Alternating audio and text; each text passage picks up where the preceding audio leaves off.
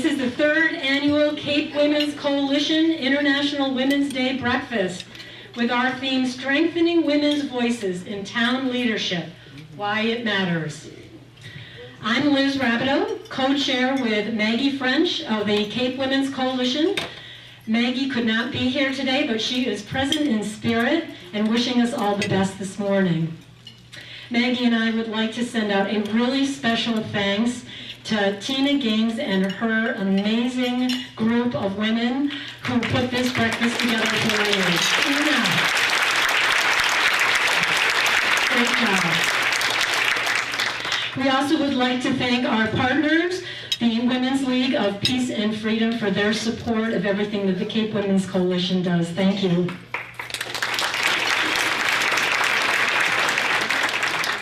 What exciting times we're living in today. No matter what your views or affiliations are, it's hard not to feel excitement. What is happening every day? Something different, right? I know a lot of you may be feeling a whole range of emotions. You may be feeling confusion, anger, excitement, fear. Name the emotion, we've probably all felt it, and we will continue to feel them. But what is most exciting to me is that we're actually feeling something about this election. It may be crazy and chaotic and certainly unpredictable, but the greatest part is that we're all talking about it. We're engaging. There are so many people who have never engaged or voted before who are doing that now. They're talking and they're voting. Nothing kills a democracy faster than apathy. And while we might not like what we see in this election, or maybe we do, we are feeling it and we're turning that feeling into action. 2016 Super Tuesday saw some record turnouts for voting, and that engagement is vital to ensuring that people's concerns are heard through their vote. If you think your vote doesn't count, think about this story in Methuen. Bernie Sanders won and beat Hillary Clinton by one vote, 3,409 to 3,408. Incredible. If you think your vote doesn't matter, if you think you can catch that extra hour of sleep, You want to be heard, you go out and vote. Political views aside, the significance of participating is seen in just that one astonishing event. The Cape Women's Coalition wants to harness the power of women's participation in government. We want to have our voices heard, and we want to actively shape our future. We are a nonpartisan coalition of individuals, representatives of organizations and groups whose mission is to work together as agents of change to encourage and support women to enter public life and become leaders through civic engagement. We believe that more voices of women in the conversation creates a balance in leadership and decision-making that results in significant changes in the way our communities function. Our goals are to educate about the benefits of a better balance in decision-making and leadership at all levels, to recruit, mentor, and train women at grassroots levels in traditional and non-traditional ways, and to see more women in public leadership roles. Today's breakfast is a clear example of one of our most important goals, to educate and to engage in conversation. We have a great morning of speakers that we know will inform and motivate all of you to participate in public life through elected office, appointments on town or civic boards, or simply by supporting other women who are taking that journey. Today we will also take some time for some table conversations to engage more in conversation. I'd like to take a moment to recognize some of the leaders in our audience today. First, I'd like to say a big thank you to the Cape Women Coalition founders. I'd like you, as I say your name, to stand and be recognized, if you're here. Pam Pollock, Sheila Lyons, Shirley Gomes, Stephanie Cox, Judy Thomas, Sue Rohrbach, Andy Genzer, Donna Phil, and Bev Johnson. These are the women who started it all. I am now pleased to introduce our presenting sponsor, Cape Cod 5-cent Savings Bank. We are incredibly grateful for their generous support of our breakfast this morning. And I'd like to have Dorothy Severies, Chairman, President, and CEO of Cape Cod 5-cent Savings Bank, up to say a few words. Well, as the presenting sponsor of the 3rd annual International Women's Day Breakfast, I just want to welcome you again and tell you how thrilled on behalf of everybody at Cape Cod 5, how thrilled we are to be part of this and to see it growing so beautifully. Now, of course, you know that Cape Cod 5 is the largest local bank, and so our mission as a mutual bank is to serve everyone in our community. That would include women. And since they make up 52.4% of the citizenry here, we have a special obligation. They slightly edge out the men. So on one of the things, though, clearly you all get, and it's so invigorating to see the constructive approach this morning, is that on a purely representational basis, that's one of the reasons why it's very important for you all to engage in civic leadership. But as many of you, in fact, as recently as yesterday, heard me talk at Rotary, you know that I do go around the country giving a lot of speeches about the value of diversity. And I have thousands of pages of research that shows that more diverse organizations outperform those that are less diverse, hands down, any day.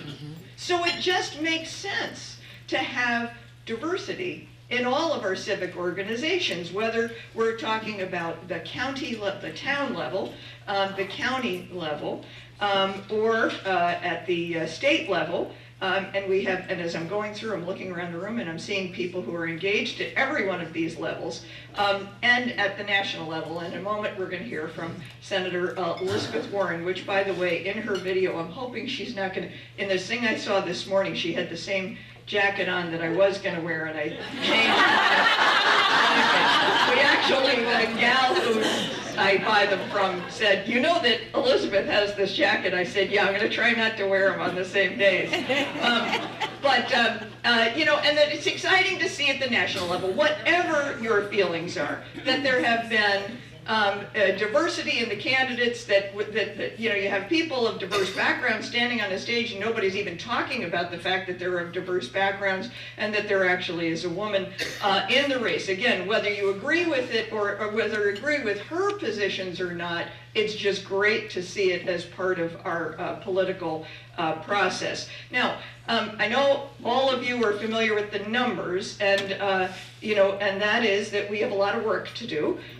We only hold 19% of the seats in the U.S. House of Representatives and 20% of the U.S. Senate seats, and only 24.6% of state legislative seats are held by women. And when it comes to mayoral races, 18.4% of U.S. cities with more than 30,000 women have women as a mayor, which actually, as you can, if you can do mental math, you can figure out that's not representative, right? But there is good news. The number of women serving in state legislatures has quintupled since 1971, and in the past 3 years, we've seen the highest number of female appointees to presidential cabinet level positions in modern U.S. history.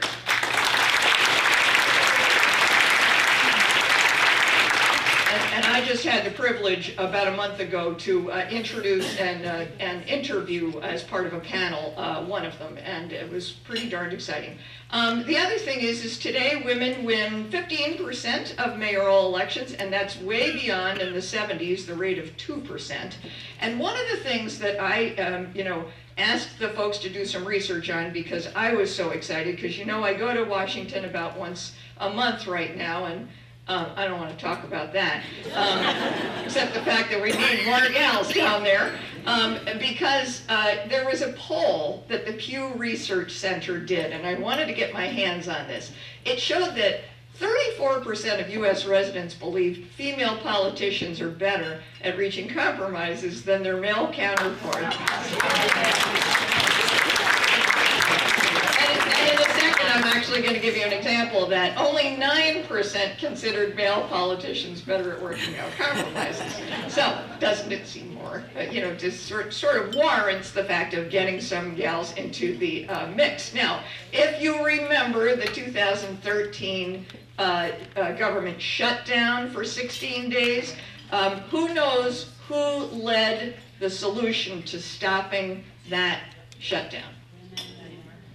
Susan Collins, right? Yes, yeah. She, Senator Collins and 5 other senators asked me what their gender was. They were women. Joined in her successful effort to break the political stalemate and get the federal government working again. So it is in everybody's interest to have women in Washington, right? So one of the things, though, that I do want to acknowledge is all of you are here stepping up to the plate. You got up very early, and you voted the other day, I'm sure, and you're willing to engage in the political process. And, I thought it was remarkable when they asked, Liz asked all the politicians to stand, and the number that were women. And when I look around the room, I also see so many of you that are on town boards and on county committees and things like that. And but the thing is, whether you are the one who is stepping forward and doing that, and believe me, I know what a risk that is. And 30 years ago, I was in politics, and I refused to be the person in front because I knew how hard it was. I was happy to run campaigns. But if you're the one stepping out there, I think what we have to do is take a moment and applaud your courage. So can we just do that?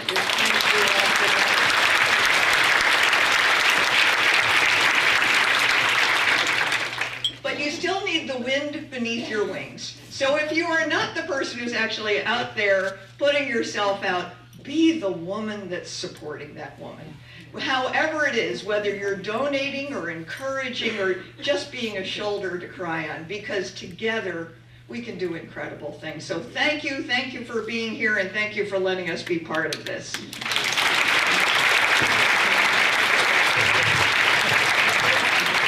Thank you, Dorothy. So next we have a special video from State Senator from Massachusetts, Elizabeth Warren. Good morning. I wish I could be with you in person this morning for the 3rd Annual International Women's Day Breakfast, but I'm afraid we're just going to have to do this by video.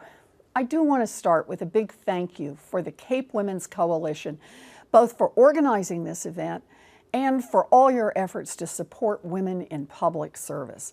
And I also want to give a special shout out to my good friend and my former student, Michelle Wu, and a shout out to Representative Sarah Peake, who is a strong champion for families on the Cape.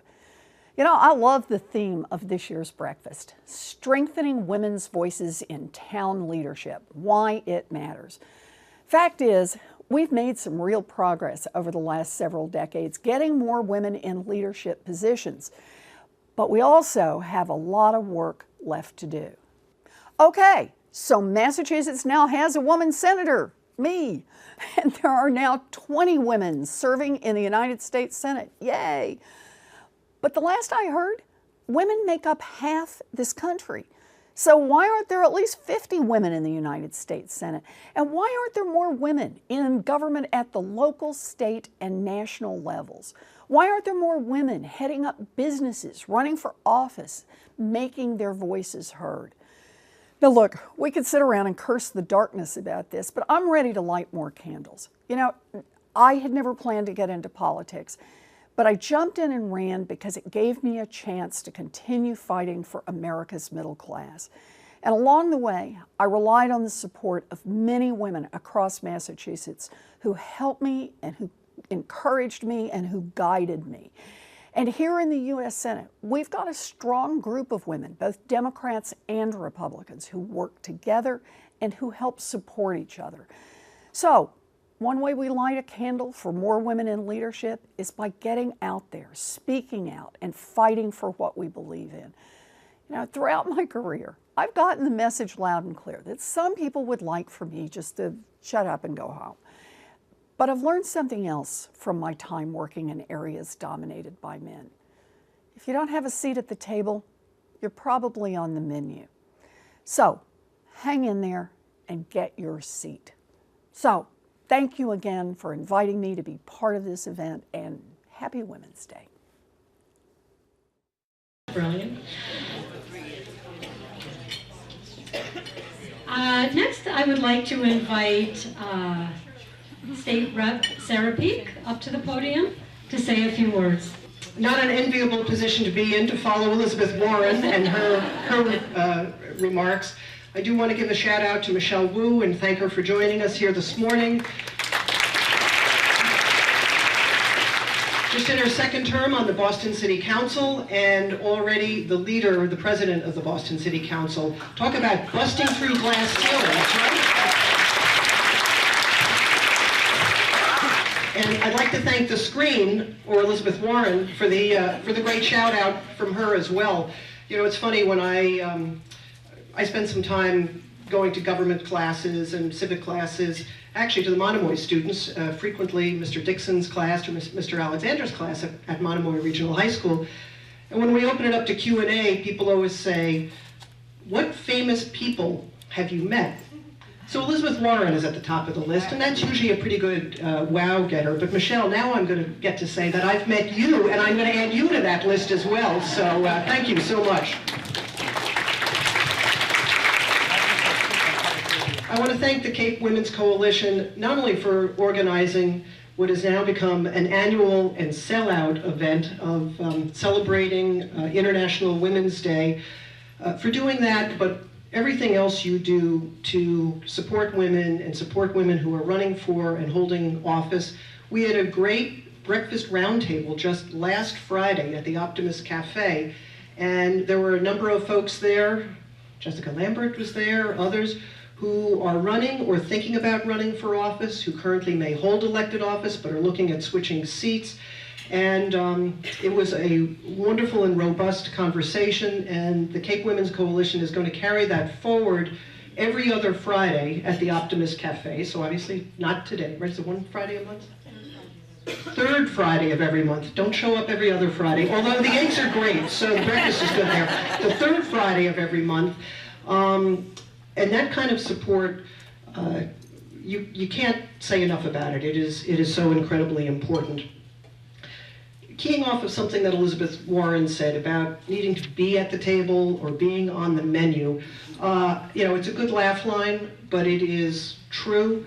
I would encourage people, you know, if we are not in the room, if we are not running for office, if we're not holding elected office, then our voices are not heard, and it really makes a difference. You know, I feel fortunate. I'm in my 5th term in the state legislature. Often, I'm the only woman on a panel. You know, I love my legislative brothers, but I don't want it to just be a band of brothers. You know, it's good to have a female voice there.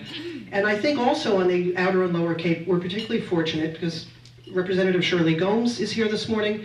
She held that seat for 6 terms, so for 12 years. So you add our 2 terms together, and the people of the Outer and Lower Cape have been represented by a woman in the state legislature for the last 22 years. I think that's remarkable.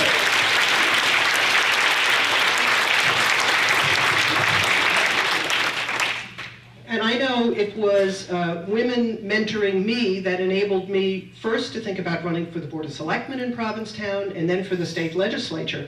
Margie Fulcher is somebody else who's on the program today, and I remember back in 2006 when it was an open seat.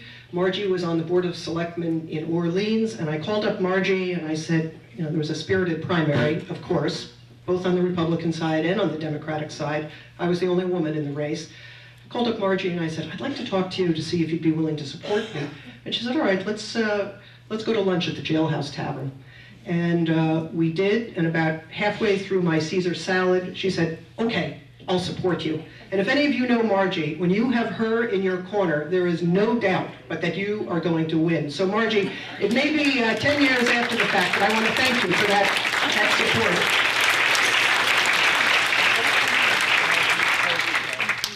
And we do make a difference, women holding elected office, as Democrats and Republicans. There is so much that we come together around in terms of issues.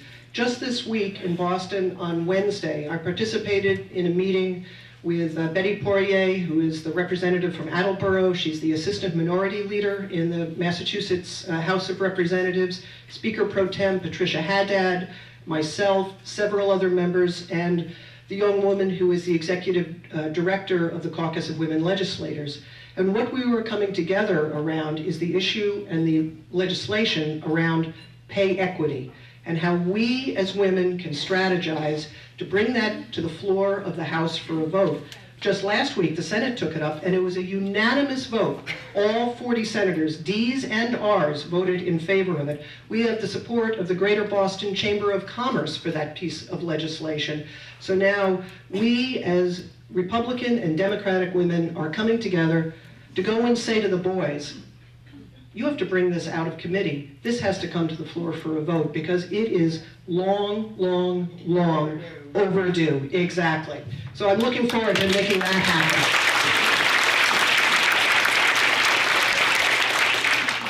And then we work together in other myriad ways. There are lots of legislation that affect women and women's lives, even as we're talking about issues like universal pre-K.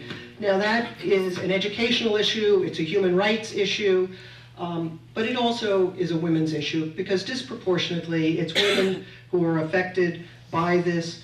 We still are the primary caregivers for our children, and universal pre-K is something that is going to ease women's ability to get back into the workforce if that is something that they choose to do. So we are working united together to bring forward universal pre-K as well. And then finally, sometimes we just do silly stuff together and have a lot of fun. Again, my friend Betty, the rep from Attleboro, the leader from Attleboro, I didn't know this, but Attleboro is the jewelry capital of the United States. Were you aware of this? So there you go. So one of the things that she did is she arranged for all of the women legislators to be able, she manufactured these special pins that have the seal of the, that's on the state flag, the Massachusetts seal on it, and she said, I'm having these made, but only for the women. So there, we have something for ourselves. And, I kind of rewrote my remarks because I was going to ask the electeds and appointed officials to stand. I was going to give statistics on who holds what office and what branch of government and all of those things, but alas, all of that information was already taken. But one person who didn't get a shout out that I want to give a special shout out to, sometimes you don't actually have to hold elected office to make a difference. You can be working for different organizations or a particular elected official and really make a difference in people's lives. And somebody that has been doing that for over a decade, who has recently just retired, is Sue Rohrbach. And I want to thank her for all of her work.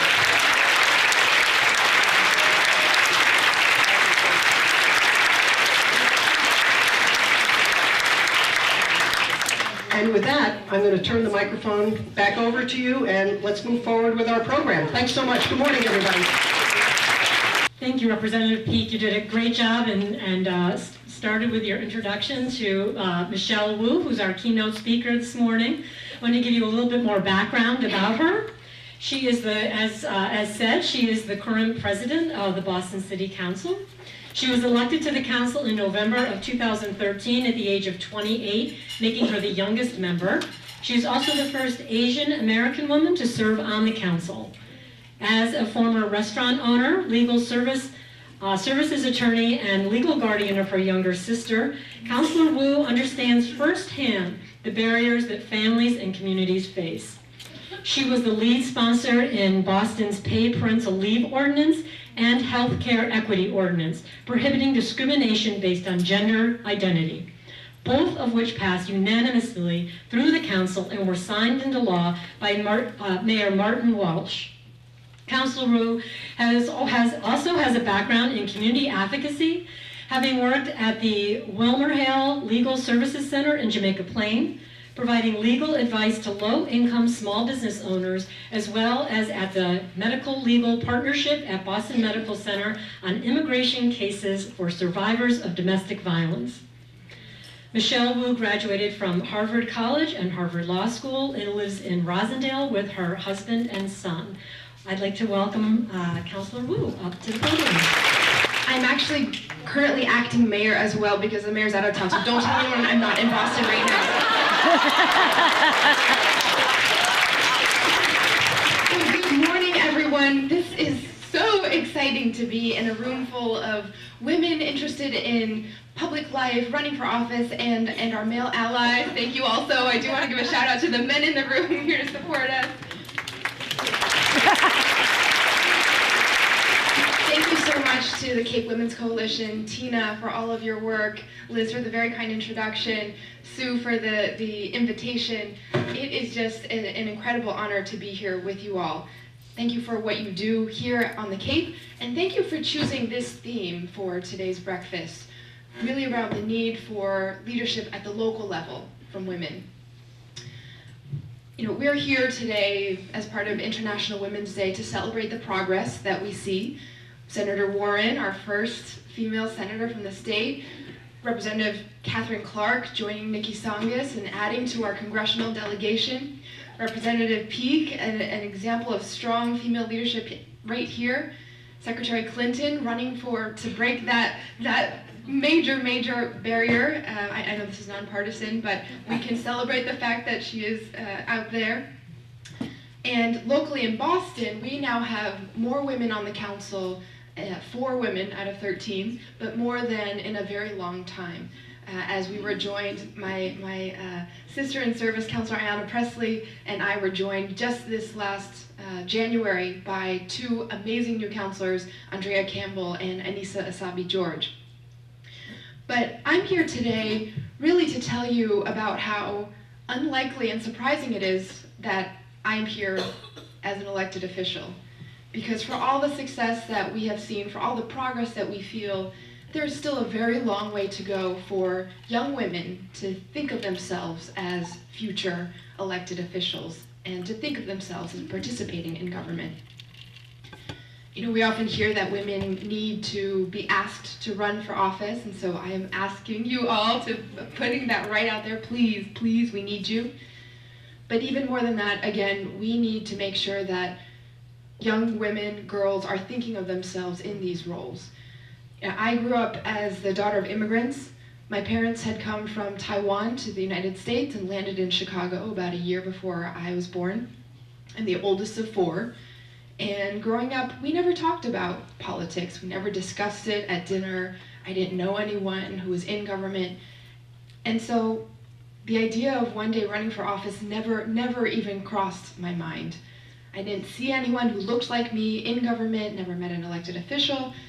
And my siblings and I focused on working hard, going to class, going to our piano and violin classes, and going to all the extracurricular activities. And that was it. I later realized that this is because my family's history involved several generations of immigration where politics was tied with a lot of rather negative things. So my grandparents immigrated from mainland China to Taiwan in the midst of the Communist Revolution, fleeing, and in the midst of civil war where politics was famine. Politics was being sent to the countryside. And then my parents left Taiwan and immigrated to the United States for that shot at democracy and public education and opportunity for us, the next generation. And so for them, politics meant sticking your neck out and martial law and taking unnecessary risks. So their advice to me growing up was always, pick something where you'll make a lot of money, have a stable job, and they're still horrified that I'm doing that. But I got the chance of a lifetime to come out to Boston, to come out to Massachusetts for college when Harvard sent me that letter and offered that scholarship. And once here, I fell in love with Boston. I started getting involved with community service, but I still never had the sense that government would be a path. I remember that first week of freshman year, we were all in the dorm, and Everybody was introducing themselves, and at one lunch or dinner conversation, people were going around. Someone said, "Don't just say your name and where you're from, but also say whether you're a Democrat or a Republican." This is Harvard, after all. So people were going around, and I started to have this sense of panic because I realized that I had no idea what the difference was between a Democrat and a Republican as an 18-year-old college freshman. And so when it came around to me, I sort of blurted out, "I'm Michelle, I'm from Chicago, and I'm a Republican." And anyone who knows me now knows how horrified I am to even say those words. But I said it because I knew my dad says that he's Republican because he doesn't like to pay taxes. And that's all I knew about politics not too long ago. So all through college, just studied hard, volunteered, got a great job afterwards working in consulting downtown in Boston. Took that job at the Boston Consulting Group and was no longer asking my parents for any money. They were thrilled. And honestly, I probably would never have met you all if I had continued down that path and something unexpected hadn't happened in my family's life. I was about a year and a half into my job at BCG when I got a call from home. My younger sister called and said, "There's something very wrong with Mommy. You have to come home now." So I flew back home, took leave, and we realized that my mom was in the midst of a very serious mental breakdown, and she started to struggle with mental illness out of the blue that she still is living with today and doing much better. But at that moment, went from being the center force of our family, holding everyone together, making sure all 4 kids got up on time, were fed, got to school with sort of clean clothes, went from being that central force to someone who couldn't take care of my sisters anymore, and at that point in her life couldn't take care of herself. So I found myself all of a sudden at the age of 22, went from being someone who had never thought about government to someone who was dealing with government a lot in raising my 2 sisters, getting them the educational opportunities that we felt were best for them, in taking care of a mom struggling with mental illness that not only has all of the stigma associated and all of the difficulties associated with treatment, but additionally was struggling with language and cultural barriers in treating that illness. And I found myself dealing with government every day as a struggling entrepreneur.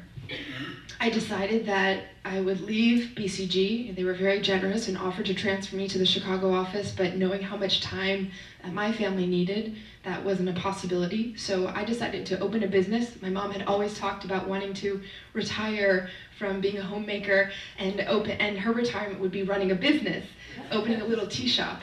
So I did that, and our hope was that this would sort of shake her out of her very sudden breakdown. And I put together my business plan.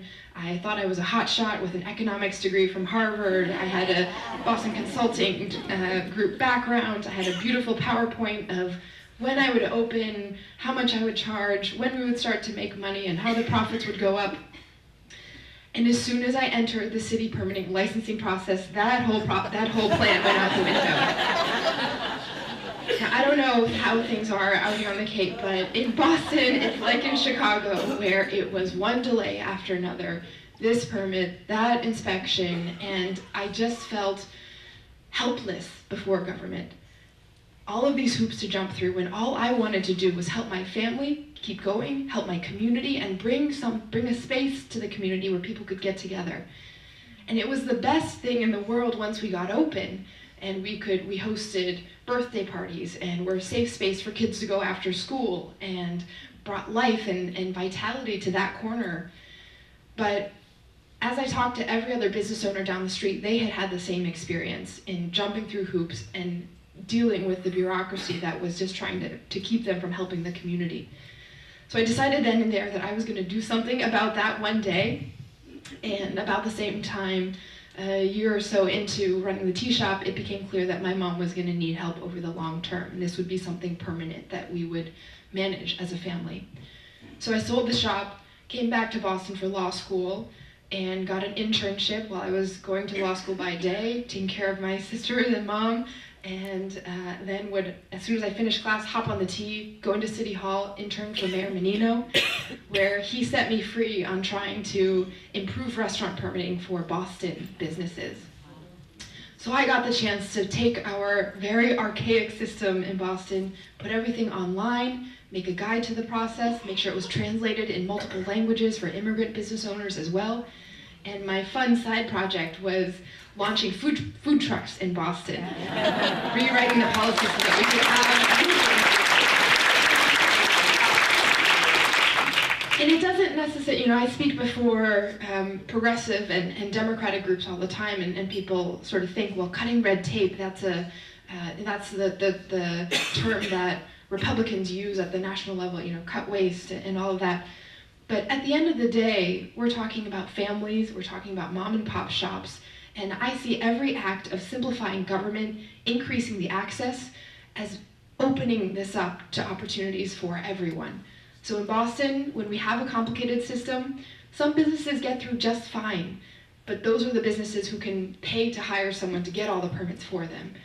And I was just blown away by the fact that from inside government, at the local level, you can implement change immediately that helps families who are struggling.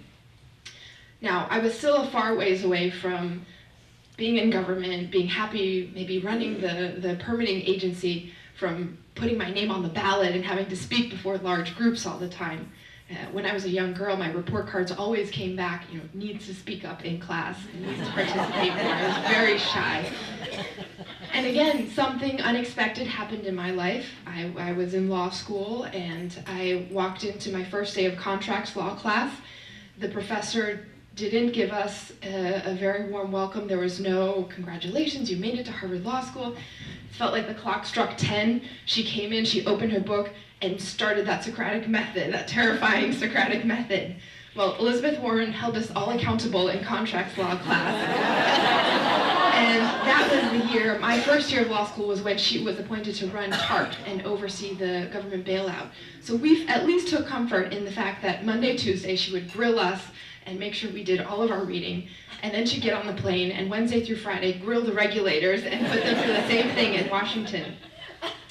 So by my third year of law school, when everybody's contemplating careers and locking down their next steps, my amazing former professor announced she was running for the United States Senate, and I knew I was going to drop everything to make sure that happened. So I signed on to her campaign, having no political experience previously, and was put to work as one of the first 2 people on the ground in Boston, making phone calls to strangers, knocking on doors, organizing voters. And the beautiful thing about campaigns is that it's often so hectic and so chaotic that it becomes very merit-based, and you can move up quickly within that structure. So I went from being an organizer on the ground in Boston to running our statewide constituency group operation. That meant that any group that wasn't geographically based, communities of color, immigrant families, women, the LGBT community, veterans, those were in my portfolio of communities to get excited, to come out to vote. And I saw in that process of reaching out, asking people what they cared about, connecting it back to the senators' policy, to our then candidates' policies, when we saw more people come out to vote than ever before, lines out the door, and the struggle was to keep people in line to vote and not get them excited to vote, but make sure they could stay the 2 hours that it took to get to the ballot. That meant that politics was just as important as policy. Because you can have the best ideas in the world, you can be intelligent and have thought it through and write down the perfect language for a bill, but unless that policy truly connects with people and making them feel like they have a role in government, have a seat at the table, have a voice, you're not actually expanding the conversation. So after our senator was successful, I threw my hat in the ring for Boston City Council. And as a 28-year-old running in a citywide race in Boston with 19 candidates for city councilor at large, this was the year that Mayor Menino stepped down and everything broke loose. And I had many people say to me as I was considering the run, I think you should wait. I think you should think twice. And there were all sorts of reasons for that. It was, you're so young, just wait, build up your resume. It was, there's only ever been one Asian American elected to the council. It's very unlikely for that to happen in Boston. It was, Boston's not a town that likes to elect women, so just be careful, you're not gonna make it. And it was, most of all, you weren't born in Boston. How can you get elected? So I pushed through, I ran, I was so humbled to be successful, and I realized in that process that one, not only does government matter, not only does politics matter, but the process of just running for office and putting yourself out there changes expectations of who should run and what their chances are. So, I could speak loud, this is cut out. In my short time on the council, I've had one term in office. I've had one term in office so far, and in my second, and I'm very proud to report that everything that I imagined about city government is true from the elected side. Thank you. Government is a place to get things done, and at the city level, to get them done immediately. It's about paid parental leave. In the city of Boston, we passed the first ever paid parental leave policy, extending protections to city workers and speaking up, saying that Boston's going to be a place that respects that time after a new baby comes, for every family type, same-sex couples, adoption, birth, stillbirth, both parents being able to take the same amount of leave. We said the same thing around equal access to health care for the transgender community. We're going to step up and take the lead when the state and federal government have yet to act. And I was also the lead sponsor in our BYOB ordinance, extending economic opportunities for businesses of all types throughout our neighborhoods. And in the process of organizing whipping the votes together for these three ordinances, I really saw that it makes a difference who sits at the table, as you heard. Because women are collaborators, we listen, we take into account the whole community, and when we put forward policy, I truly believe that it is that much more likely to go through than when a man takes it up and champions it and goes about it in a different way. So these laws at the local level can truly set the tone for what happens at all other levels of government. And at the city level, we are blessed to be able to do that work on the massive policy scale, but also on the day-to-day for constituents. I want to share one story of a constituent who called me after our paid parental leave policy went through. She said, "I'm reaching out to you because you're a new mom. I'm a new mom, and I just had a pretty horrible experience at City Hall coming to get a birth certificate for my daughter. My daughter's 5 weeks old, and we needed it to sign up for daycare, so I came to City Hall. I got in line on the second floor, waited until I got to the front of the line, and went up to the window. I was handed a form to fill out so that they could go back into the archives and dig out our birth certificate. The form said mother and father, and I'm in a two-mom household. So I crossed out father, and I wrote my name there. I handed it back, and then I got some pretty uncomfortable questions. Did I fill out the form wrong? I didn't do it right. I just wanted I got my birth certificate in the end, but I just wanted to call and let someone know that had happened. So I dropped everything that I was working on that day, and 24 hours later, I'm very proud to say that Boston had a new form in place down there on the second floor of City Hall. And that's really what we do in city government. So think about changing the policies that affect everyone and set the tone for policies at other levels of government, down to the basic, smallest pieces of paper that people are handed when they come into City Hall. All of that needs to say we are a city, we are a state, we are a region that's inclusive and welcoming to everyone. So I really want you all to think about the impact that you can make in City Hall. And again, why does it matter for women to step up? As you heard, I was able to champion some issues that had never been talked about before. and paid parental leave was certainly very relevant because was the first sitting councilor to become pregnant and have a baby. And it took that for Boston to realize that we needed a policy in place. But I want to emphasize that my male colleagues were all for the policy. It wasn't that, in Boston I feel very lucky. I didn't have to convince anyone on the council that we needed this and working families needed this. But it's an issue of prioritization. It's an issue of bringing it and bringing that urgency. And it wasn't just about me, the fact that I was pregnant and had a baby and had to deal with this.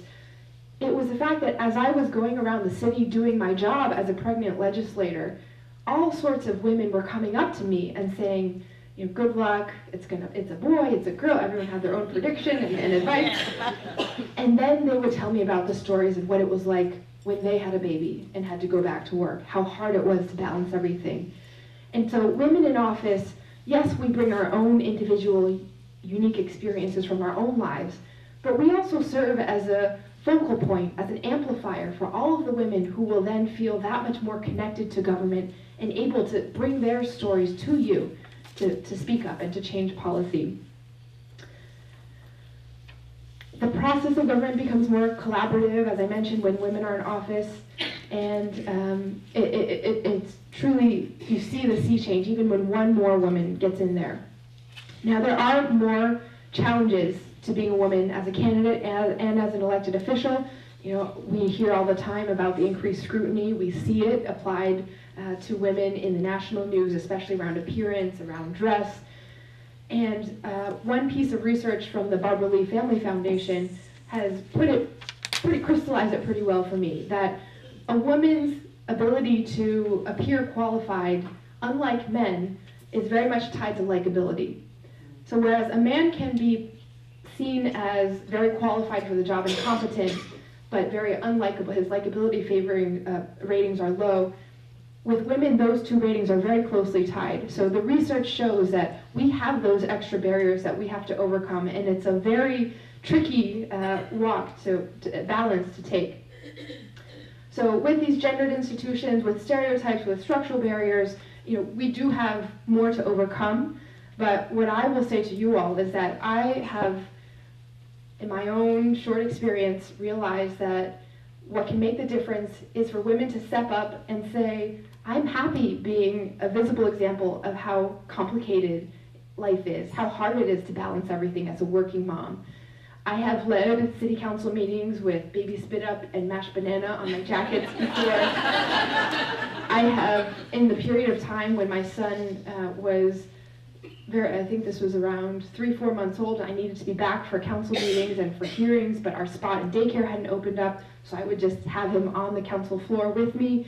He would get hungry sometimes, so there has now been voting and breastfeeding happening on the Boston City Council floor.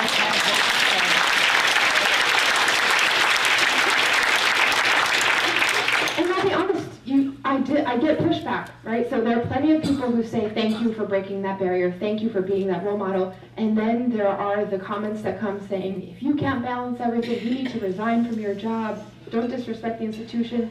So in the year 2016, there's still a lot of work to be done. And we heard the statistics from Dorothy around the gaps we see at the federal level. A few more that I want to throw out there. Currently, 13 states have no woman serving in Congress, and of these, 3 have never elected a woman to Congress.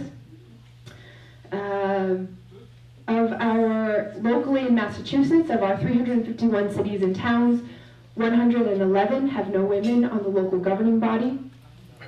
So there is a gap even here in our state, in our very blue state. So again, back to my ask, please run for office. Yes, it's to build up the pipeline for federal office, but more importantly, it's to make change here at the local level.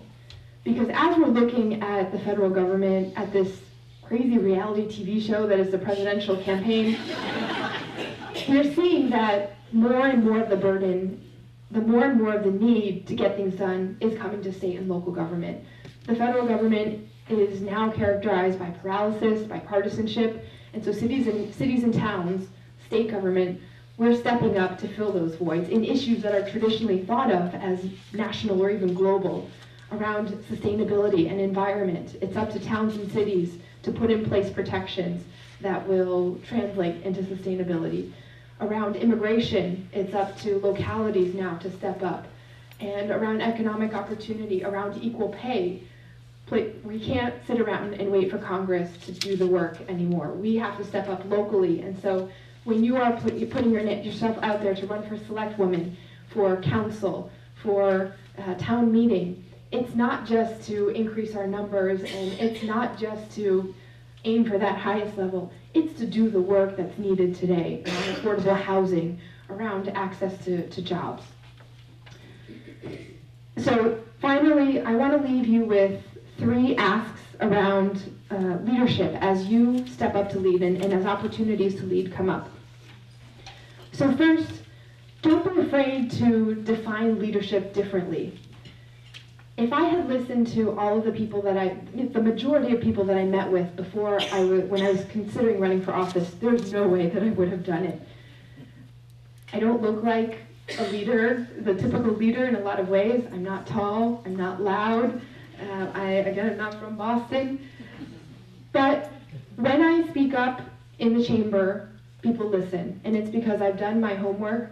I know the questions that I want to ask, and I'm not afraid to be behind the scenes and lead by example, lead as a collaborator.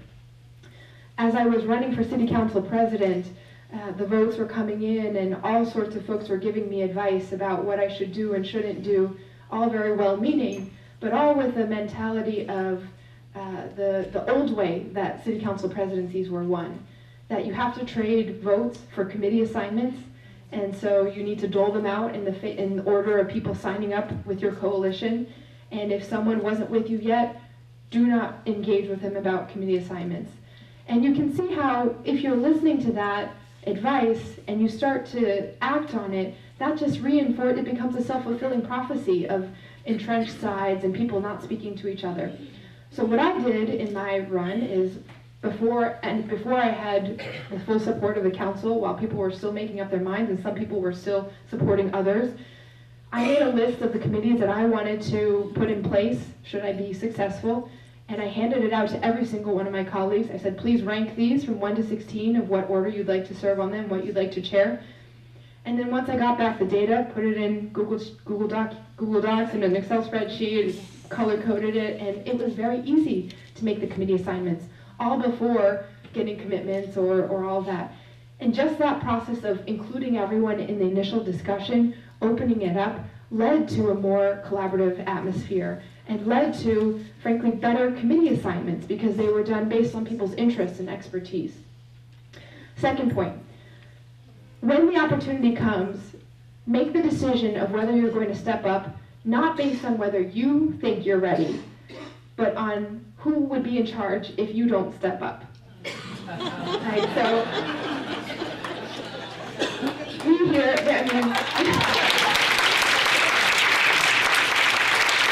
we all know what it's like to have that conversation with ourselves. You know, should I go in and ask put my name in for this promotion, or there's an opening in on the town board, should I step up? I'm not ready, I'm not comfortable speaking in public, I don't have a lot of accomplishments to point to, but I will bet you that 9 times out of 10, if you look around at the men who have already stepped up and are going to be running for that seat, you are already more qualified, you are already ready to take the job. And if you truly believe you're the best person for the job, you should go for it, no matter what anyone else says to you. But out here you have a support network of folks who will step in to support, so that's amazing. And finally, third, around leadership, have the hard conversations. Again, it's easy to, especially in this day and age of very fractured politics, to believe that there's us versus them, and we as women only need to speak to women and rally the women, or we as Asian Americans only need to rally people of color. And these divisions become first start as stereotypes, then become assumptions, then become actions, then become entrenched. I want to share one story of my campaign. as I was going around the city, and especially with this in the back of my head that Boston's an Irish town and doesn't elect women of color. I was campaigning out in Charlestown, right, our oldest neighborhood, and a neighborhood with a very strong, proud history of having Irish roots. And it was a senior breakfast. It was a room actually probably a lot like this with circular tables, about 10 people per table. It might have even been a St. Patrick's Day. I think it was a St. Patrick's Day celebration. And a lot of thick Boston accents in the room. There was one table that was all Chinese elders. And they all lived in the subsidized housing development in Charlestown, which is now seeing very quickly changing demographics. So I went around and I shook every single person's hand. I spoke with the Chinese American elders. They didn't speak English, and so I was able to speak with them in Mandarin, and they were so thrilled. And I was at one of the other tables, and a woman beckoned me over, a very thick Boston accent. She said, "Hey, are you Chinese?" And anytime anyone starts a conversation with that, I sort of prepare myself. So I said, "Yes, I am. Nice to meet you." And she pointed to the table where the Chinese elders were sitting. She said, "You see that table over there? They're Chinese too." And I said, "Yes, I know. I was with them. It was lovely. They were very nice." And she said, "You know what? I'm going to vote for you because they're my neighbors and they need a voice in government too." So I give the woman a big hug. But it just goes to show that you can't ever assume that someone isn't going to be open to having a dialogue. Because once you start to make that assumption, it just reinforces it, you back off from the conversation, and it creates that gap. So as you step up into positions of leadership, as you make change at the local level, keep those conversations going, even when they're hard. We need to talk to people, as our former Governor Patrick used to say, not just to the people that agree with us, but to the people that disagree with us as well. So thank you for having me. There's no task more important than building up leadership and diversity at the local level. We need you to step up. We need your leadership. We need your efforts. We need the change that you're going to bring about. Thank you again for having me. So thank you to all of our speakers this morning. You've been informative, incredibly motivating for myself, and I'm sure for all the women here who are wanting to be or are involved in public office. Okay, the first panel question, and I'll start first with you, Sue, and the second question I'll start with Margie.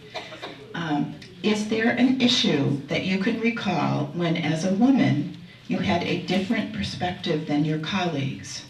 How did that influence the decision and the outcome? Sue? Thank you very much.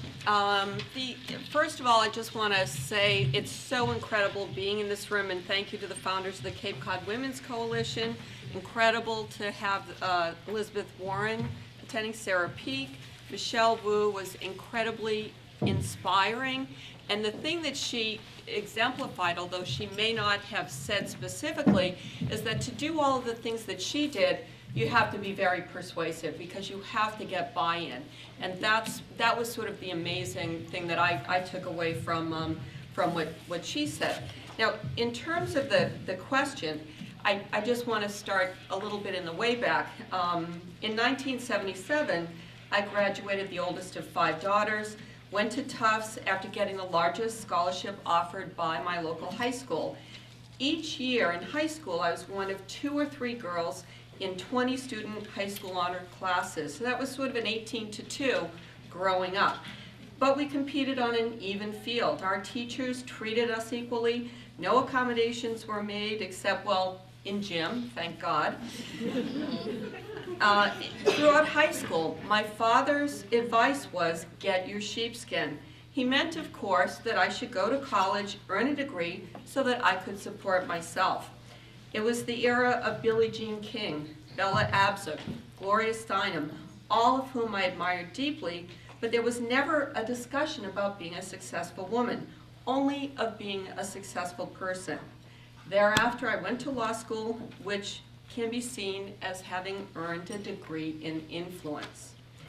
Before law school, I worked for 5 years in mental health and addictions treatment. Dr. Nancy Cotton, the clinical director, told me we each have to decide where to sit in life then pay for our tickets, whether orchestra or balcony. Again, the advice was not distinguished based upon my sex. It was soon thereafter that I went to law school. The head litigation attorney in the first firm in which I worked, when I asked him the best way to build a law practice, said, "Just do a good job and the clients will come." I took the advice and have found that he was right. Now that doesn't mean that day to day there were never anti-feminist obstacles. My very first day in court, Florence told me I could use part of my second question for my first, so I'm gonna drag on a little, but I'll be short after. We introduced ourselves to the judge and I said, "Susan Moran Barry, counsel for plaintiff." My opposing brother attorney said, "Judge, I only have one last name." The judge got right up out of his seat and boomed, "Counsel, she only has one last name too." I won that case. All of my experiences as a woman, including probably most importantly my experience as a mother and grandmother, have made me more empathetic and more powerful because I can clearly see what motivates people and how to persuade effectively. My sex is simply an added quality to my power of influence. Thank you. Thank you, Sue. Shirley? Okay, same question. Is there an Shall I issue? reread the question, just so everybody hears it again? Going to do. Is there an issue that you can recall when, as a woman, you had a different perspective than your colleagues? How did that influence the decision and the outcome? I can think of many. I've only focused in on a few, though, because of the time. I want to give a shout out, though, to a colleague that was in the House of Representatives with me for those almost 12 years, Kathy Tian. Representative Kathy Tian. Only living the experience can you understand how crazy that place could be. But if you want to make change, that's where you need to be. I can think of the very first time the chairman of Ways and Means met with us. We were only maybe a month old, and he said, "We have a welfare reform bill." And I looked it over and I said, "There's nothing in here about child care. If you don't have child care, you do not have a welfare reform bill. You cannot require women to go to work in so many years if they don't have a safe place, a reliable place that their children will be in." And so we made great strides there because it did eventually pass with more child care vouchers around the state. I think that is one good example. Healthcare was always a biggie. We ended up, before Kathy and I left, getting the Mass Health Connector, but long before that there was a program called CHIP, Children's Health Insurance Program, and I voted for it when it was, in my own caucus, a lonely vote. There are times when only one or two women have the courage to stand up, but they do have it, and it makes a huge difference. So CHIP did pass, and later some applause on the back, but I'm saying to you, you've got to be there to get your voice in, to make sure that your experiences as a woman is heard. One other bill that I thought was very important was when we had a bill before us that would allow a judge to consider, when determining custody of a child or children in a divorce, the judge was able to consider a history of violence. It didn't pass. Year after year after year, it did not pass. And so I said to a colleague of mine, "What's the problem? Why?" And he said, "Well, Shirley, if he's beating the woman, it's not as if he's beating the child." You know how wrong that was, and the Coalition of Women Legislators made that a top priority, speaking with all of our other colleagues, helping to educate them about abuse in all forms, the internal bruises that they weren't aware of, the words that hurt, and it did pass. And I really acknowledge that the women made a big difference in reaching out to their other colleagues and the caucus. of women legislators was very, very helpful.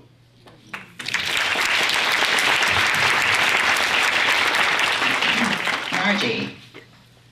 Good morning, and thank you very much for the invitation of being here. And please excuse, I have a deep voice, but unfortunately I came down with a cold and a sore throat this week, so. But thank you very much for the Women's Coalition. I consider it a privilege of being here with what I consider all my colleagues who are here. Obviously, your interest is in women's issues and moving forward, and I think that's very important. There are many things.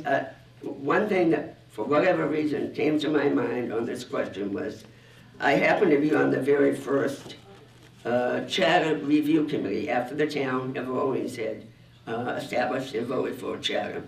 I think it was 7 years later there was a charter review committee. I happened to be appointed to that. I was asked to be on it by one of the selectmen at that time. So I was on it, and obviously there was one other woman on there, and she was quite a bit older than I am, a different generation, so our thought processes were a little different, but I very much admire her. So once we went through the charter review and it came down to one issue, and it was going down the table as to, was there anything that hadn't been brought up so far? And as we were almost culminating and doing all our work, and I said, I have one that I feel is very important. And I was somewhat laughed at and tried to make feel, that was a little consequence at the time, but to me, it was a big issue. And that our town charter was not gender neutral. And it took me a couple of meetings. When they saw I was very serious, because I do have a good sense of humor, that was a humorous to me. I felt very strong about that I felt that our town charter should be gender neutral. Everything should be he. I didn't grow up with all he's. So finally, and the one woman voted against it that was on, but she was of a different generation, very bright lady, excellent slut woman. That was just one of many. I mean, I could, over the years that I have been involved, and I encourage everyone here who hasn't been, there's some ups, more ups than downs, but you're going to have your downs, and you have to have thick skin. But it's very rewarding. I would say instead of topics, it was hard for me to come up my list of, okay, what have you done? I never think of the things I have done. I could come up with a list of whether I've been on that lots of committees, but I think the things that don't make the newspapers, I'm more proud of than the things that did make the newspapers. But it is very rewarding. And believe me, you have a voice, because I used to hear from the older generations, I'd pick up the telephone and, you go, Margie, you go. But please, have your voice heard. Thank you. Thank you very much. Okay, second question. Is it fair to say that it takes a support system to bring a woman's voice to the conversation? What type of resources do we need in order to support women candidates who otherwise would not run? So, should we start with you, Margie? Is your voice rested enough to talk again? Sure. I would say yes. I'm trying to think. I was in my early 30s when I first got involved, and that was to help establish our first chocolate playground. And my late husband got me involved in that. And at the time I thought, oh my gosh, you gotta be kidding. The thought of even speaking publicly at that time, I had 2 small children. But when I started to get involved after that, obviously I felt very involved in education, with my children being in the schools. And I stayed on the school committee for, I think, 5 years after my children had graduated and gone to college. But it did take being out there and being visible, which I didn't think of at the time, but all my experience being, helping to start the first craft fair we ever had at our elementary school, to, we did fundraising and did a float, made a quilt, as as a woman, us women made a quilt, and that was laughed at, but we raised funds, and we have a childhood playground for that. But it's getting yourself known at what you might consider just lowly committee. As long as people can see that you're really interested as a woman, and you're not afraid to speak out, and you're honest and upfront with them, whether you agree with them or not, you need to let people know to their face how you really feel. And I think that's what people really respected of me. Sometimes they weren't happy that they couldn't change my mind, but I gave them the opportunity. I listened to them, and there were times I did some information that I didn't have that I could change my mind. But it did have, people rallied around me. I didn't seek out people, I think because I grew up in town, so people knew me more than some other candidates. I look towards now candidates coming up as to whether my gut instinct tells me this is a sincere person. They're straightforward. The first time I met Sarah Peak, Representative Peak, I sat and listened to her for quite a while, and I was amazed. And she has, to this day, she still amazes me. Shirley Gomes, when she was the representative before, the same. You have role models, and they, Shirley was a role model. We were on a different panel together. So get together, not only with other women, but men who are enlightened, which I was very, I was very lucky to have been married to one. Unfortunately, I lost him a year ago, but it truly takes. They say it takes a town for a child. It takes a town to be open. Thank you. I'm stuck. I said stuck. Thank you. Thank you very much, Margie. Shirley. I'm going to go back to the legislature again about a support group. There's like 8,000 bills filed every 2 years, right? They all get assigned to a committee, and I want to tell you how important that committee work is. It is extremely important that you go there as well and offer testimony, write letters, speak to the committee. So many bills die in committee. One that died in committee year after year was the one that would force clergy to be held legally responsible for abuse of any child. And for years, it was offered and didn't pass. One wonderful year, I was going to say this from my rocking chair days, one wonderful year we had enough women in the committee on criminal justice to pass it out of committee and get it to the floor of the House. If a bill dies in committee, no one gets to vote on it. You have to understand how important that is. Many bills of the 8,000 die right there in committee. Well, one wonderful year, we had enough women, and I have to be honest, there were, it's always been men of one faith who blocked it year after year after year. We were in the right time and the right place to say enough. This has gone on long enough. We need to get this to the floor, and this bill needs to be passed.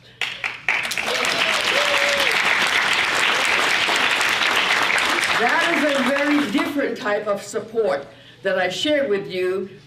Before the House, I would offer many other ideas on how we need to be a support system to each other. But I could not let that moment pass and not have you realize how important it is that your life experiences as a woman will be heard when you get into any phase of government. It is extremely important, and I ask you to think about doing that.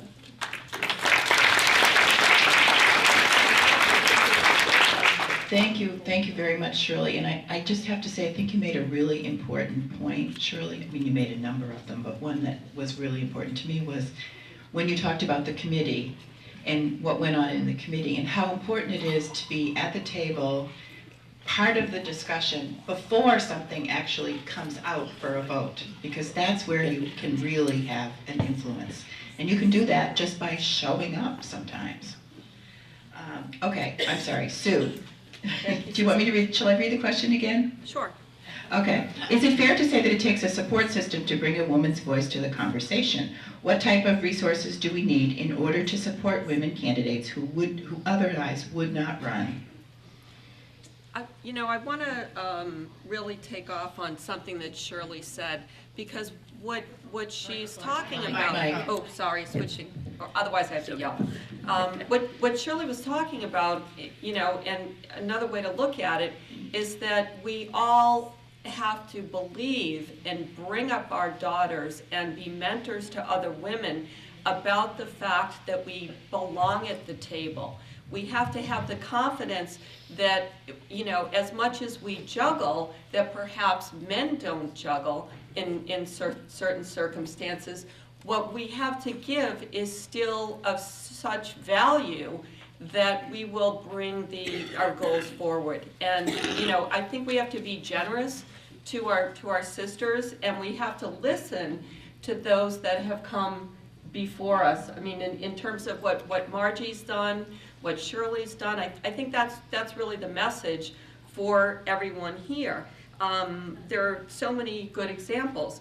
We do as women have the unique ability to birth children. And oftentimes we are the primary caretakers, and that is a major additional challenge in the workforce and in public life. And, it really, has to be, we just have to keep doing it so that it becomes the norm. My oldest daughter's 31. When I was pregnant with her, I was in law school, and I would pump, and the generous folks at the Suffolk Law School cafeteria let me keep the breast milk in the cafeteria refrigerator. By the time the third one was born, he came to the law firm with me, and the changing table was on a file cabinet about probably when he was at day 3, 4, around there. My law partner, when there was a phone call, would literally pound on the door that I would have to, why wasn't I taking this call immediately? And I would just, open the door, smile, and say, I'll be calling them back in a few minutes. So, it's sort of, we have to be grateful to the trailblazers that have made our jobs, a little bit easier to assimilate. I think all young people should be brought up to give back, whether it's running for office or other kinds of volunteerism. My father was in a wheelchair for 25 years. He was the chair of the Architectural Barrier Board. I just sort of grew up knowing that I had a responsibility to give back. And I think that as busy as we are, as women, I'm sitting at a table with a couple of lawyers. One of them talks about how she and her husband have both been in public life. They both run firms. Their children actually came to court with them or to town meeting with them. Talking to another young woman who's saying, oh, I don't know if I have the time to get into public life. Meanwhile, she's working for WeCan. She's helping other women.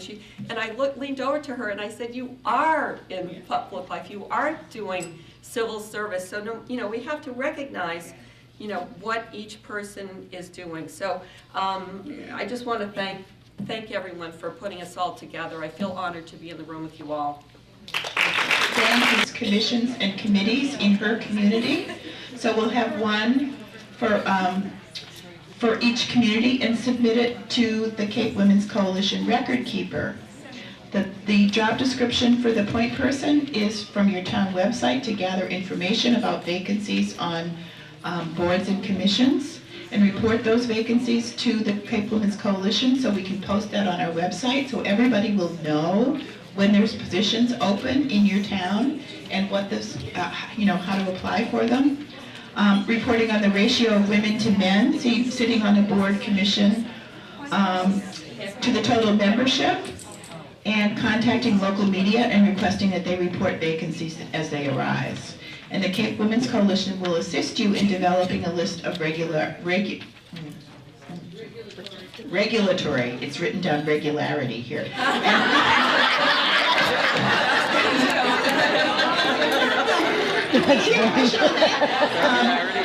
And advisory boards and commissions We'd like to identify one or more point person people for each of the 15 municipalities on the Cape by this summer. So please be sure to check off Point Person Project on the sign-up sheet if you're interested, and a representative from the coalition will contact you. There should be a card on the table or a sheet on the table. Okay, so I have a few questions here. I'm going to give you all the first one. The questions are for everybody, okay? And you'll each have a minute to answer each one really quickly. However, I have a request for Shirley Gomes to tell the story. Please talk about how women can be trivialized at the State House, and please tell the story about when you first went up there, about the clothing that you wore. Can you do that in a minute? The day I was installed at the State House, I was there all day. We went up in a shuttle bus, family, friends, supporters. And so here is a day that's very long, and at the day's end, I'm going out the door to join the others on the shuttle bus when a reporter stops me at the door and says to me, "So what did you wear for your first day in office?" How small. But I couldn't react to him in a small way. It took a moment for me to think and say, well, I'm here to do business, so I'm in a business suit. What do you think of the question now? Ridiculous? Yeah. We are baited. Be aware of that. Okay, thank you, Shirley. I'm just going to go with a couple of these questions, unfortunately, and a couple of them are kind of comments. So, as an elected official, how do you have a thick skin when you really care, and keep the thick skin and not be seen as too tough? That's a good one. Okay, Sue, 1 minute. Okay, all right, quickly, in a minute. Each of you 1 minute. At a selectmen's meeting recently, there is in fact, a former selectman, almost really a founding father of the town, really attacked me. I was talking about businesses being able to survive in Falmouth, and he screamed and called me the queen of West Falmouth. Falmouth has a lot of villages. That's considered to be more of an affluent section. And just flat out gave a personal attack. And I literally looked at my chair because it was all I could do to bite my tongue, again, having a degree in essentially oration. And I just had a lot of patience. About the next 5 events, I got a standing ovation and I called up a reporter. I happened to speak with a reporter and say, has he already been Citizen of the Year? Because I kind of, I know he's taken a hit here. And he sat down with me before the campaign, and we said we would speak to each other plainly. So I was perfectly all right with his behavior at the meeting. So, you just have to be ready and think on your feet. Thank you. It's not about you. It's about the issue. We have such passion for the issues that we know are important, right? That's got to be your focus. I would ignore the small stuff, like what did you wear today, and focus on the issue of why you were there. I find that if you let that be the path you take, it really pays off. You may tremble later. You may wonder how you withstood that and didn't react emotionally. There's a saying about when emotions come through the door, common sense is out the window, right? You can't do that. You really need to focus on the issue. It hurts. The issue is not you. If you want to make progress, bring your passion to it and stick to the issue. Cry later. That's right. I think I'd have to agree with everything that has been said. You just have to be you. I think the majority of people can tell if you're sincere and if you were you. I used to find it an honor if someone said to me, well, at least we know where you stand on an issue. That was very important to me. I didn't want to be perceived as a politician. Not that it's a bad word, but some of the politicians I knew, it wasn't a great word either. One quick example is my first day on the board of select men, I say select persons. I walk in the door and, I knew the gentleman that was sitting, his own man at the table. The first thing he says is, you've got to get salt water. And I'm thinking, gee, you don't know me very well. So I just smiled and I thought, boy, you did better than I would have thought you could, Margie, I just smiled and said, well, as far as I know, it's right out the door there if you like any. He says, we're used to the new person on the board getting us water. And I said, well, this new person's not going to get you water.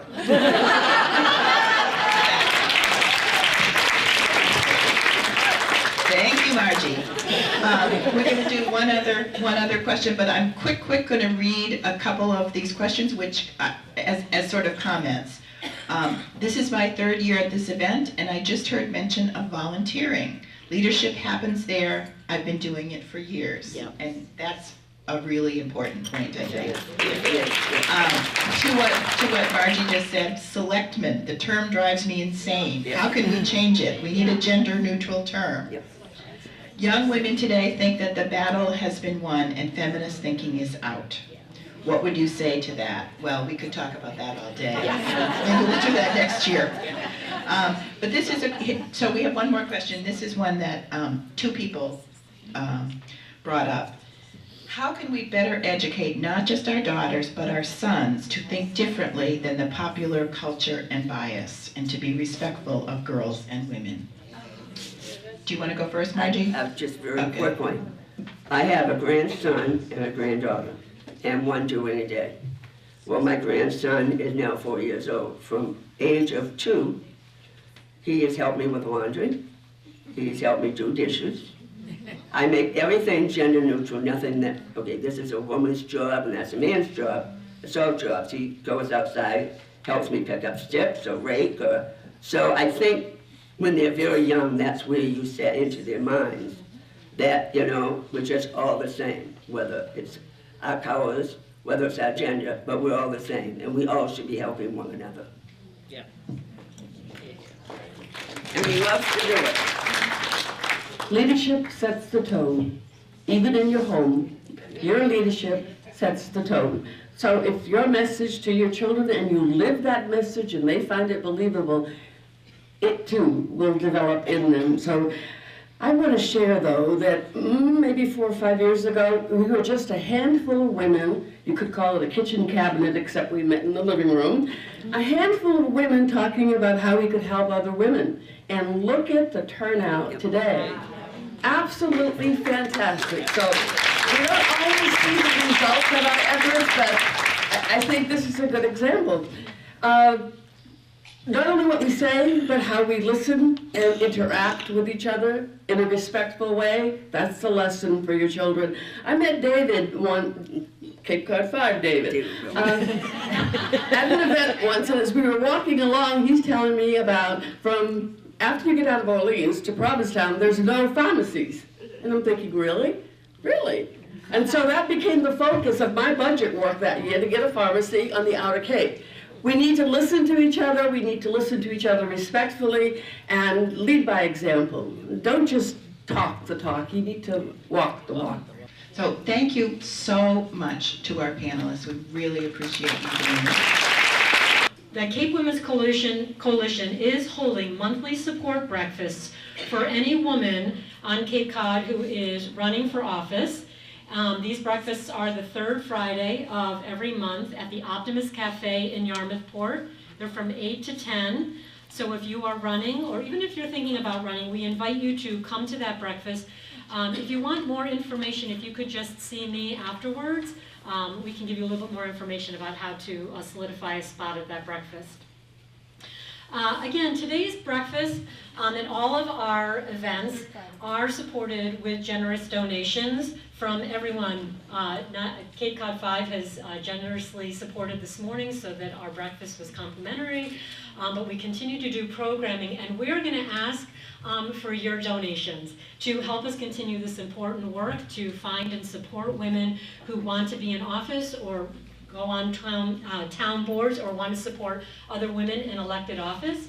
We do take donations through our website at CapeWomen'sCoalition.com. We also will be accepting donations on your way out. So if you could consider giving to this wonderful cause, we would appreciate it.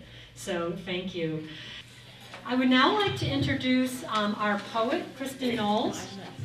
A little bit about Kristen. She grew up in Orleans, is an artist, a farmer, a mom, a social justice activist, and award-winning performance poet. She's a founding member of Cape Cod PATH, People Against Trafficking in Humans. She has been trained by Homeland Security and My Life, My Choice to do public outreach and education about local to global human trafficking. She also is a passionate advocate for proactive, creative, and preventative programs and services for youth in our communities. Each year for our breakfast, Kristen has written a poem for us. I welcome her to the mic to share her 2016 poem. And thank you, everyone. After the poem, please enjoy company and with each other and networking, and don't forget to post your action. What a pleasure this morning has been. Thank you so much to the Cape Women's Coalition for putting this together.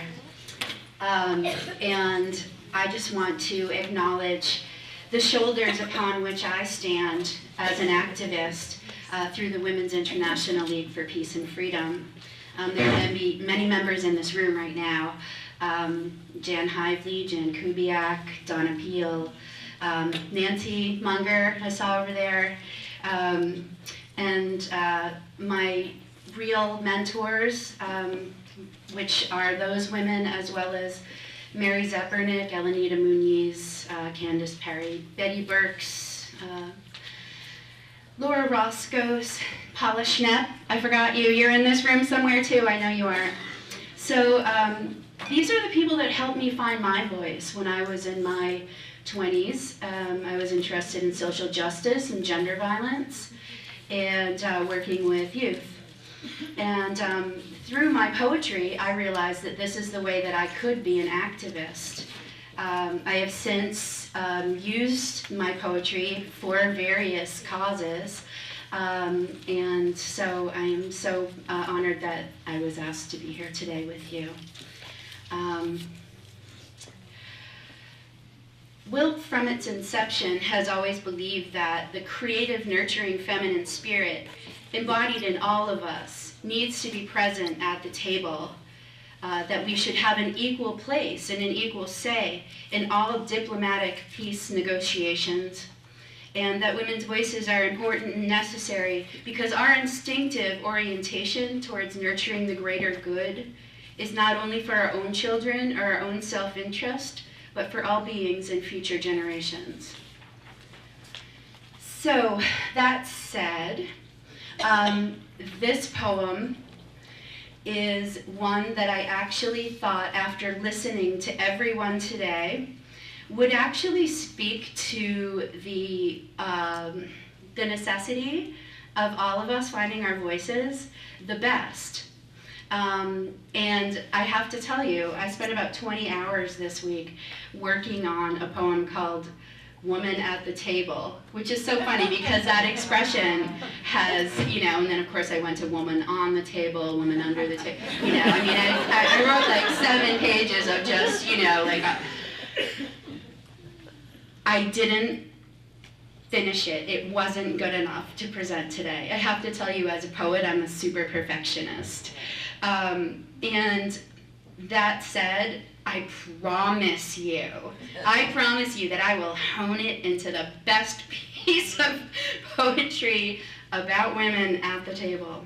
And I will send it out to Cape Women's Coalition. So I apologize for that. And anyway, this poem that I'm going to do is one that I wrote to speak to the issue of finding your voice and why it is so critically important, and why being a performance poet and having my voice heard is so critically important for me. And this is for high school students to understand that process and how I brought activism to my own art. What is a poetry slam? What is performance poetry? It is prose, spoken word, often free verse. It is rhyme, rhythm, alliteration, and articulation dressed in the multilingual colors of the human experience, spoken of our own free will, creating a richly hued tapestry of intricately woven words. Whether it be personal, profound, political, or playful, punctuated with pride, purpose, or open emotion, it is the courage to declare our perceptions of truth with the confidence of honest observations. It is la lengua de los barrios, the spicy slang of the streets, the persistent hip-hop contemplations of rap, the pulsing peace-filled mantras of Rastafarians. Spoken word is freedom from feeling powerless and alone, because we know that, even if only in the smallest way, our voices are being heard by someone on some level. It has been said that silence is the voice of complicity.